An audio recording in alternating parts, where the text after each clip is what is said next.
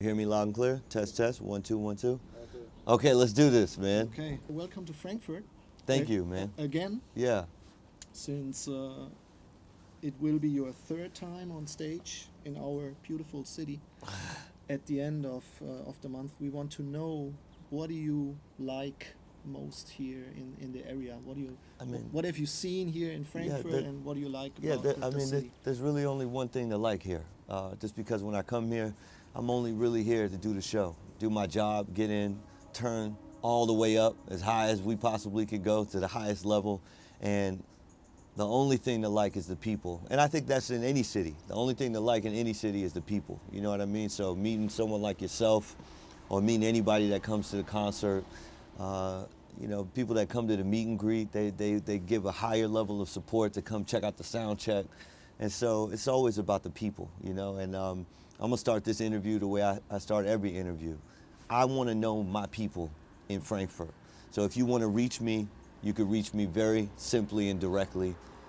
Forget Twitter, forget Facebook, forget Instagram. I wanna have a real relationship. So just send me a direct text message, SMS or WhatsApp. I've given my number all the time in every interview. I'll give it on stage in Frankfurt at the end of the month, but I'll give it to everybody right now in case you're coming, you have any questions about the concert, you have questions about the meet and greet, you have requests for songs, whatever you want to ask me, just ask me direct. The number is +1 915 600 6978. You already know what to do. Just add me to your contacts, send me a WhatsApp message, whatever you want to send me. But the best thing about Frankfurt has to be the people. Okay, cool. So you've been touring through Europe quite a lot the last couple of years. Some artists from the States tell me in interviews that the crowd in Europe is different compared to the people in the States. So would you agree, and would you say that the people not in Germany but in Europe in common, have maybe a better understanding about music? Do you think they value the art form of music more? I can't really call that, I think that there's a different level of appreciation, and I think the appreciation is like a circle. Mm-hmm. So when an artist from overseas comes to Europe and they show that they respect the culture, and they show that they respect the people, and they respect the language, and they respect the fact that people spent their money to come to a show, and they get on stage and they give everything they have, maybe sometimes 2 encores. I'm talking about myself, 2 encores, sometimes a 4-hour show. I think that the people really appreciate that, because they know it's a long trip. It's a long way from home.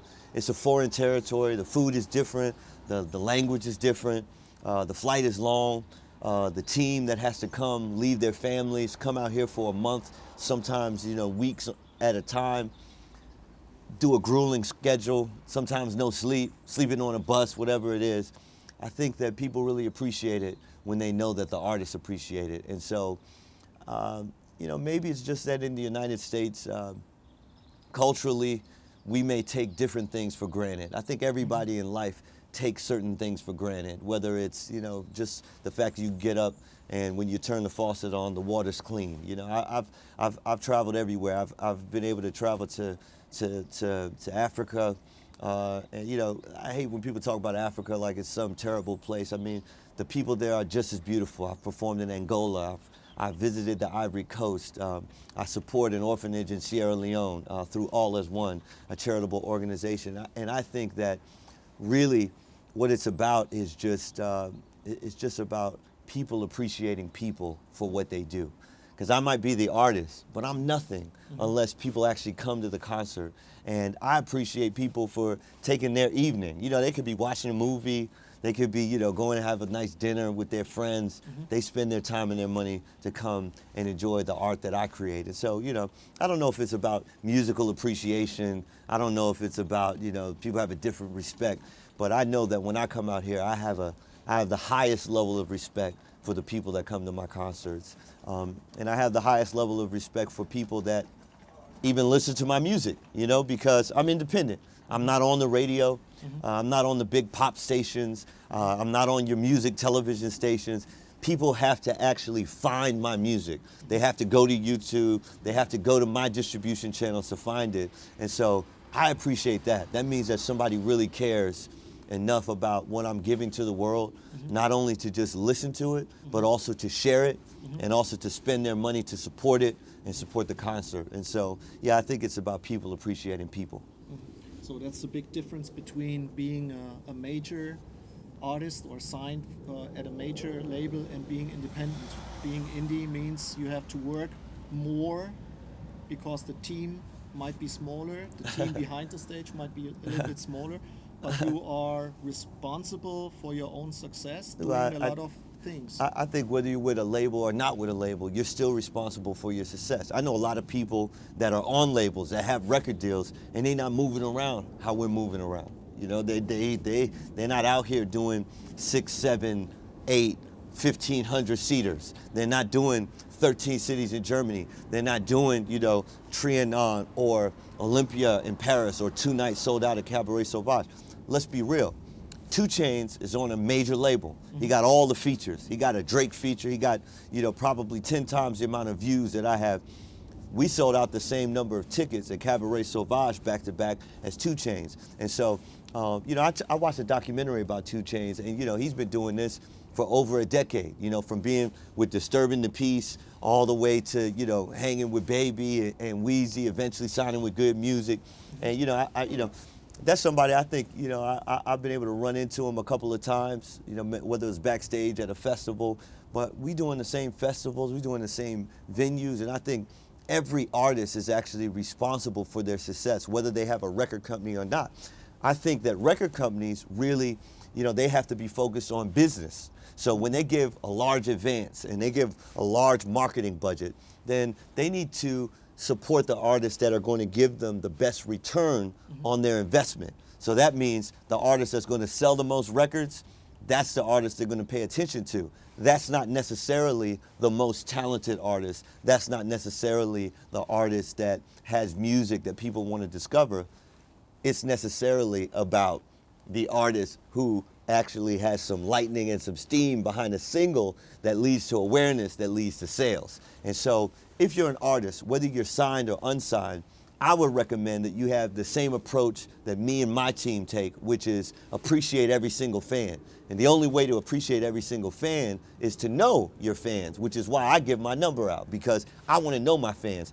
I don't want people who come to my concerts to be just anonymous numbers. I don't want to just stand and perform for an anonymous group of people. I want to know those people. I want to be able to look into the crowd, connect with folks, know that the person who bought my snapback, what their name is, where they live, you know, maybe they're in school, what they're studying.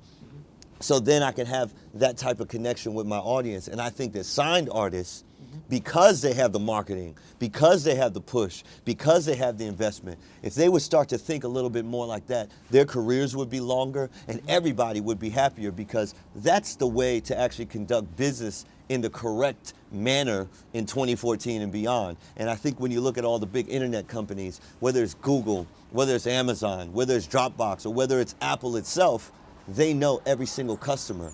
And so, you know, whether you're on a label or not on a label, I think that the work should be the same. The work ethic should be the same. The responsibility that you take to deal with your record company and tell them, look, I need this done, I need that done, I need this done, this is my schedule, this is my timeline, I need my record to come out, people are waiting. You got to be able to go and say that. And so, you know, either you can do it on your own or you have a team that can do it. If you're looking for that team, trust me, I got the team, I got the blueprint, we'll show you how to do it. But you have to be able to understand that, you know, it's going to take that level of work, whether you're on a label or you're independent. The beauty about being independent, however, is that you're actually not beholden to one big organization or company that writes the check.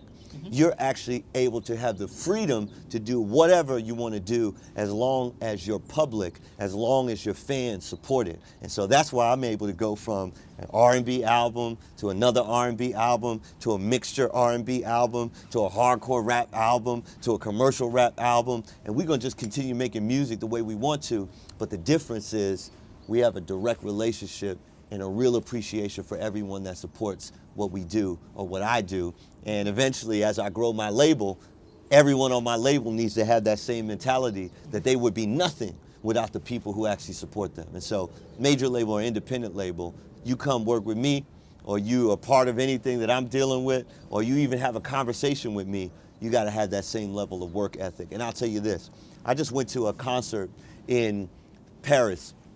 It was a Pharrell concert, and Jay-Z and Beyonce had also come to the concert. And backstage after the concert, you know, there's a little room, kind of the green room, whatever, where you can actually, you know, I was actually able to, you know, holler, listen to some new music, you know, chop it up with you know, other musicians that I really admire. You know, Jay-Z, Pharrell, Beyonce, I mean, you know, you can barely get any higher than that. And what I found, and what's so interesting, is that even after the show, backstage, even though there were drinks for people, etc., Pharrell got off the stage, went into a room, he had a studio set up, he had a vocal coach who was helping him because he had 3 or 4 shows in Paris, actually helping him continue to work after the stage, warm up, cool downs for the voice, and then afterwards actually playing music, new records, producing new compositions that had never been heard, testing records on people that he respected, playing records for me, Jay-Z, Beyonce. That's the level that it takes, whether you're signed or not. Okay. And that's really what separates the folks who are having extreme longevity in the game from the folks who are just a flash in the pan and might have a nice little hit, might have a nice little buzz. And when you look at a Pharrell's career, when you look at Jay-Z's career, when you look at Beyonce's career, and even when you look at my career, which relatively doesn't have the expanse of an audience that theirs does, you'll see that for the past 10 years, I have that same work ethic, that same passion, and that same commitment to excellence that is a thread that is woven across all the artists that I admire. Since you just mentioned what Pharrell did after his show, is this something you do as well after shows, that you pick up maybe some emotions from the crowd and you keep that and you go back to the hotel room and record new songs because you just grabbed something that you can use in a song? Or Yeah, well, I'll say this. I'm inspired all the time. I can be inspired just by the fact that we're sitting on this balcony right now, you know? So any inspiration that I have during the day, whether it's just a building that I see, or a flight that I'm on, or a conversation that I have, or a message I receive, or a phone call I get, whatever that is, that's all inspiration, or a meeting that I have, that's all inspiration from music. And so when you listen to the music that I'm writing these days, the music that I'm writing these days has a different feel, has a different inspiration, because I know that I'm doing something that's going to change the face of music history, right? And so, you know, to sing a ballad about that may not be appropriate in terms of how I want to actually express what we're doing and what my team is doing. And so, yeah, I'll take inspiration from a concert. Maybe there's somebody in the front row that's just smiling the right way, has a great energy, and something that, you know, that affects me because I see the song that I'm singing and I see how they respond to it. And I say, oh, I got to make more music like that. Or maybe it's just, you know, maybe something's going wrong at the venue. Maybe the sound isn't great. And that just reminds me that, you know what, I need to work harder so that I can have someone who can handle that, you know? So I take inspiration from everywhere, man. Okay, so let's talk about new music. For the second consecutive time, you will be in Vienna Yes. for New Year's. That's right. So I want to know who gave you the name Mozart. Was that you, and how did it happen with Vienna? And you were there last year, so Yeah. you're going there again, so Yeah. it must have been nice. Yeah. So what's the story behind it? The story behind that simply is the name Mozart is just a bar, a standard that I set. And so, you know, Black Mozart, you know, if you look in history, and I was actually talking to Fab Five Freddy, you know, I met him through an investor friend of mine named Ben Horowitz. And Fab, when I first talked to him on the phone, he said, Ryan, man, you know, I like this whole idea of Black Mozart. You got to read about Le Chevalier de Saint-Georges, which is the true Black Mozart, you know, a real Renaissance guy. Man, you know, to take on that type of name is really just to create a standard for myself in terms of musical excellence, right? And then also to set a standard for myself in terms of performance, right? Because when you look at most rap shows, or even just music shows, besides maybe John Legend, Alicia Keys, people not really sitting down at the keys and playing, and that's a huge part of my show. You know, to bring those elements to the people, that's something I wanted to do. And also just to bring the spirit of Vienna, right? Because Vienna is the training ground of so many incredible classical musicians. And so to go there and record, and then to come back and have an incredible party, is just something that, you know, we did it last year kind of last minute. And then this year I decided, you know, we should do it again. And, you know, whether we're not really going to make money on this party. You know, when I sat down with our partners last year, you know, we actually took a loss on that party. And I think this year we'll also take a loss on the party, because it's not a money-making party. It's really just a time for us to reflect on the year, to celebrate what we've achieved, and to prepare ourselves for the history that we want to make in the year to come. And so in 2015, a part of that history is going to be performing the MZRT album, MZRT standing for the Magnificently Zealous Renegade Takeover, because that's what we're going to do in 2014. The foundation has already been laid. The seeds have already been planted. Now it's time to grow this into a movement that will take over the game. Okay, let's talk about the new song. You got a new single out, and it's out on the album that's coming at the end of the year. It's called New. Yeah, it is. So we want to know what's new, since you are switching between R&B and rap. Yeah. Well, I say, you know, listen, you know, it's very simple. You could just listen to the lyrics. The lyrics are self-explanatory, but if you need some explanation, I'll give you some. First of all, it says, fuck everything you used to, we on that new. So first of all, when you think about the music industry, since the inception of the music industry, artists have been giving away the holy grail, and that is the data about who actually supports their art. So with artists giving that away, I'm saying that it's time to change that. So fuck everything you're used to in the music industry, giving your music away anonymously, looking at weekly sales reports, looking at ticketing sales reports, not knowing who those people are, not being able to say thank you. Fuck all that. We on the new, right? We making history, man. You know we need a news crew. Today we were just going to do an audio interview. I got my news crew, Young Dev Dooley, Llama, you know what I'm saying, Brandon McMillan. And, you know, we got our own news crew. We're going to capture it even if you're not capturing it. We'll give it to you so that you can spread it to the distribution network that you have. We pushing Teslas while you're driving that Isuzu. The Tesla is revolutionary, not just because it's an awesome car. It definitely is an awesome car. But it's revolutionary because as we realize that natural resources are quickly being consumed, as humanity figures out how to live longer, right? And people have more kids, etc. We realize that in order to conserve this planet so that we can enjoy, you know, the one planet in our solar system where human life can exist, we need sustainable energy. And so when you look at what the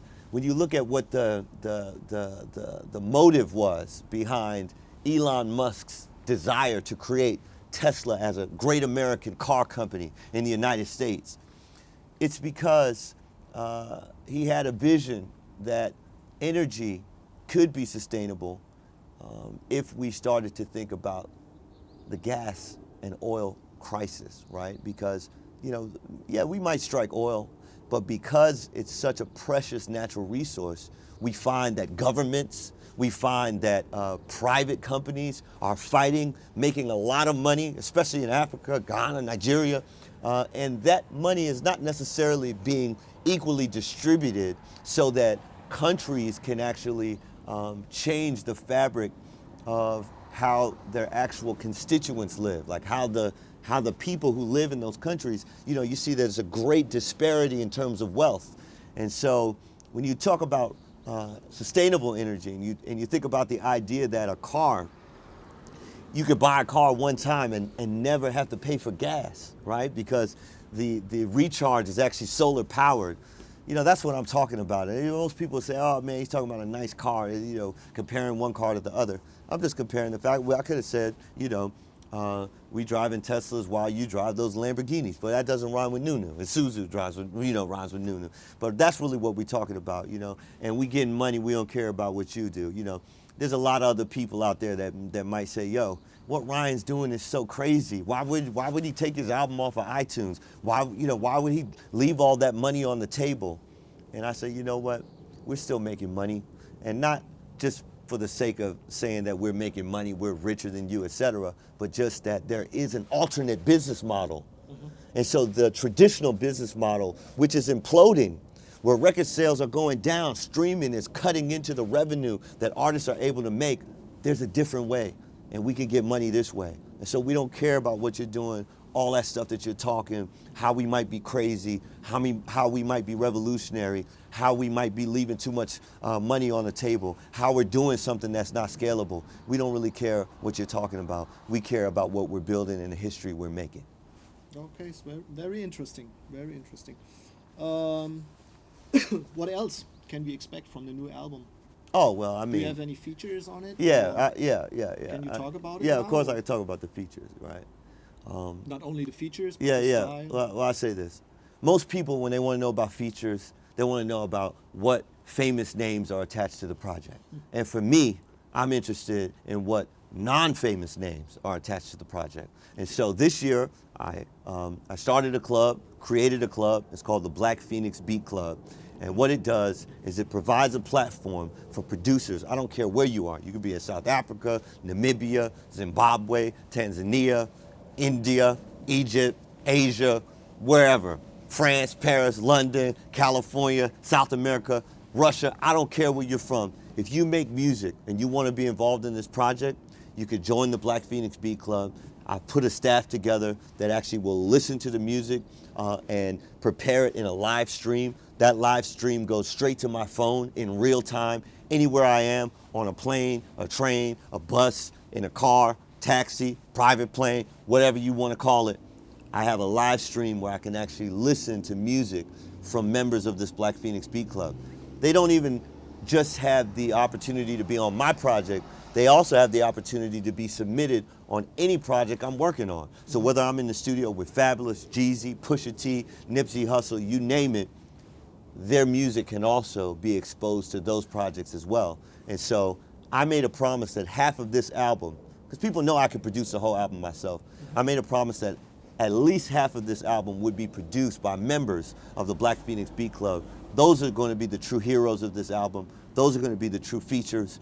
Some of the names: Chef Bayer, BMR, Danny Ives, Kawhi, No Genre, T Ripple, David Sylvester, Wonder Girl, Illmind, those are, honorary members. My guitar player, Gabe Lambert, I watched him come from a 20-year-old kid who sent me a YouTube video to going on to produce records, and he's actually going to be producing records on this album. I think he might have 2 or 3 already. And so, man, I'm just very, very, very excited about featuring new talent. If you look at the Black Mozart album, 2 features, I believe. 1, Fabulous, who's a longtime collaborator, and 2, Courtney London, a singer and vocalist I discovered off of YouTube and brought her to the studio, invited her into my creative space so she could come in and deliver that sweet melodic hook on Only the Lonely. And so, yeah, those are going to be the true heroes and features of this project. Okay, so that's part of disruptive media? Yeah, I mean, everything I do is disruptive multimedia, but Okay. The Black Phoenix Enterprises and Black Phoenix Beat Club is really focused on music and the creative aspect, and disruptive multimedia is really focused on data and the technological aspect of what I do. Okay. Yeah, since I found out about this, Yeah. and Talib Kweli, his Yeah, that's last right. album. Yeah, we powered that release, Gravitas. So, I'm not too much into downloads. Yeah. I'm more like old school. I mean, old Vinyl school, not CDs, No, yeah. not vinyls, but Real old CDs. school CDs. Okay, so yeah. I like to have something in my hand, booklets Yeah, and stuff. I agree. So I was like, Talib Kweli joined Ryan Leslie, and he's doing kind of the same thing. Yeah. I want my CD. Yeah. So I was happy when the CD came out. Yeah, So, yeah, and we'll be doing that for the MZRT album. You could get an autographed copy or a hard copy okay, for so- MZRT. Yeah. but Let me ask you a question. So you got the new CD coming, and I checked your homepage where you can order the CD, Yeah. you can order hard copy, and you can order a signed copy. And I Yeah. was surprised that there's a $20 difference between a regular CD and a signed CD. So my question is, I mean, when I have bought your CD off the web from your store, and I would bring it to you to a show, which, I mean, that shows that I have a lot of respect for your music. Of Yeah. course, I'm going to the show, I bring the CD. You would sign the CD for free. Yeah, so I we was would. asking myself, why do you charge $20 for an autograph? Yeah, so the markup CD? is simply just a matter of time, right? So you just have to think. For me, right now, to actually just send you a CD direct from the factory, then that means it doesn't have to get shipped to my house. I don't have to take an hour out of my day to sign it and then actually give it to the folks at the post office and have one of my staff ship it. So it's a lot different. When you manufacture the CDs at the plant, somebody orders it, the plant sends it right out, nice and simple. When you ask for the autograph, the plant has to ship the CD to me, has to come to my office, I have to sign it, I have to give it to someone, I have to pay that person to go to the mailbox, we pay the postage, or actually you guys pay the postage, and we make sure that it gets to you. So not everyone has the ability to actually come to a show. So you have to think, when you come to a show with the CD already done, or let's say you buy the CD at the show, we have no problem signing it because I don't have to pay the cost of the manufacturer, shipping it, et cetera. And so a lot of times people, it takes just a little bit of insight into the process as to why there's a markup. Really what I do, and anybody will tell you this, the way I make money is actually through investments. I don't really make money from music, right? Everything that I make in music, we reinvest. We reinvest in the show. We reinvest in giving opportunity to young people to become filmmakers, producers, etc. We invest in giving opportunity and creating a platform so that we can make an example of what's possible when you're independent, but not only that you're just independent, but that you're willing to make that investment. Take the money you're getting from your fans to make a better album, make better packaging, have a better show, have a bigger team, and have an infrastructure that actually cares about the fans the way that we do. It's not cheap to run the type of technological infrastructure that we have, but it's something that I'm willing to invest in so that other artists who come after me don't have to spend as much. I've spent, definitely, close to maybe $100,000 just building this technology out of my own money. And that money has come from either investments or has come from me just reinvesting the money that I make from shows or from walkthroughs or club appearances or CDs. And so we never would gouge people and try to, overcharge them for things. And there's a clear explanation for the pricing and retail strategy for everything that we do.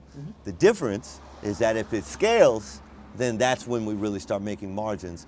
But let's be honest, my last record only sold 12,000 units worldwide, 12,000 units. We might have sold 30,000 tickets worldwide in terms of show tickets, right? And this is in comparison to, let's say, a Rihanna who might do 15,000 tickets in one night, right? So you have to think, even though my fans may feel like, they have that same level of respect for my musicianship and for what I bring to the table as an artist, the scale is just totally different, And so when we are at such a small scale, even when you're producing less CDs, the cost per CD is much higher. And so we just, the digital obviously is pretty simple and straightforward, but when we actually have to do that extra, put that little extra into it, we want to make sure that, me, I'm cool doing it for free, but that person that comes and ships the CD to us and then ships it to you, they're not working for free, you know what I mean? Okay. Let me ask you another question, since you said you could easily produce your new album completely yourself. So you give talent a chance. People can send you beats. People can connect with you through different mediums. Mediums. And would you support, the business, would you support, let's say there's a musician, a singer, a rapper, and he would send you some stuff. Would you produce a complete album for somebody else? Yeah, but it got to be the right talent. You know what I mean? It has to inspire me in the same way that my relationship with Cassie inspired me, or that my relationship with my own art inspires me. So when I find that talent, there are folks out there that exist. I'll call them out by name, whether it's Tori Kelly. Come on, Tori, let's do a whole album together. I would do one for her in a heartbeat, probably for free, you know? Alan Stone, get at me. Jenny Suk, get at me. I'm calling these people out right now. You know what I'm saying? I would love to get in the studio. I'm inspired by their talent. And those are just three. If I needed to dig deep, I could probably find some other ones for you. And so, you know, for me, like I said, art and creation is not about money. It is about making sure that you do something that people can support because it's good enough from a quality standpoint. But yeah, I would love to create a whole body of work for somebody. You know what I mean? You will be joined on tour by a German singer. His name is Patrick. Yeah. He was in a casting show. Yeah. So what do you think of him? He sent me a message yesterday. I was only able to check. We had very slow internet at the last hotel where I was, so I was only able to check out like one song, and it was super choppy. So we've arranged to just have a meeting with him because I made it a point that anybody that opens for me from now on, I need to actually know them personally. Whether or not I agree with their musical direction, I at least want to know them, know that their heart's in the right place.